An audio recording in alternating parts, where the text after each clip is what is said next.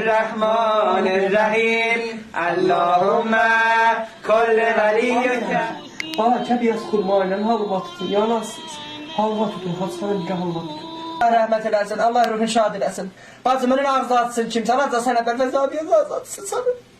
Ha, yazıq işlədi, yığdı, çərəyə çatan. Beraber gitmeliyiz. Qabaqdan bayram Gördüyüm rəhmətli kök alıp gəlmiş. Dedim əmi onunla mənə bir parça küçüyüldü, demin ayrılın çöləyi. Allahümme salli ala Muhammedin ve Deyirlər ki, mən qızın necə dostu var imiş. Sən nə bəlkə? Bunu apirib de. Ama bir istiqat